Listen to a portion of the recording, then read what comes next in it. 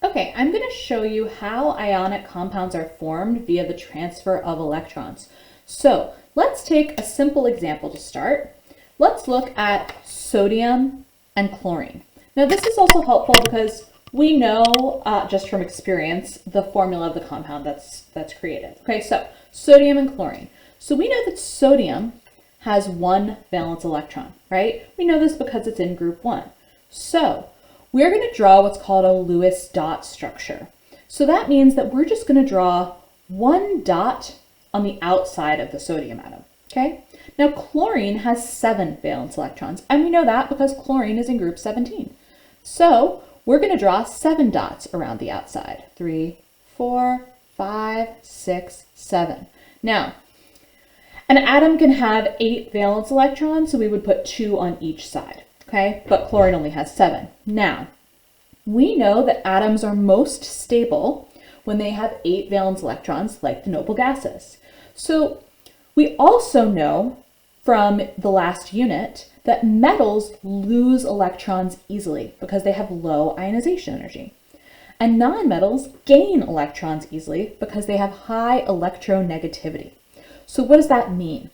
Well, for sodium to have 8 valence electrons, like a noble gas, it could lose 1 and be like neon, or gain 7 and be like argon.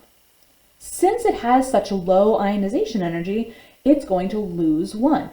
Now, chlorine could either lose 7 to be like neon, or gain 1 to be like argon.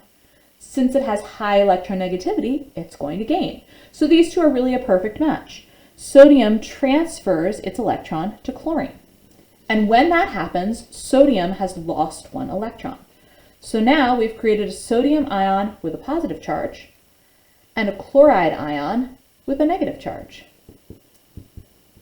Now, this has lost its valence electron in the 3rd energy level, but now it has 8 electrons in its 2nd energy level. So these are both stable ions, and because they have opposite charges, they'll be attracted to each other. Let me show you one more example that's a little bit more complicated. Okay, let's say that I was going to react magnesium and fluorine. Okay, magnesium has 2 valence electrons because it's in group 2. And fluorine has 7 because it's in group 17.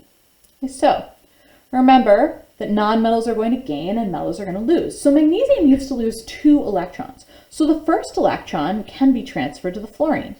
But now that fluorine is completely full. It has 8 valence electrons, so it's not going to gain more. So what's going to happen is we're going to have another fluorine atom that will gain the other valence electron. And when we do this, we're going to have created a magnesium ion that has a positive 2 charge. Why positive 2? Well, because it's lost 2 electrons. And now we're going to have 2 fluoride ions, each of which has gained 1 electron.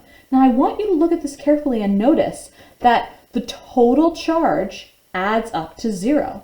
So I have 2 plus 2 from the magnesium ion and minus 1 from each fluoride, but plus 2 minus 1 equals 0. So the formula for this compound would be MgF2 because I have 2 fluorines for every 1 magnesium. Okay, I'm going to ask you to try to draw a couple of these for me and upload the image here, but just ask me if you have questions.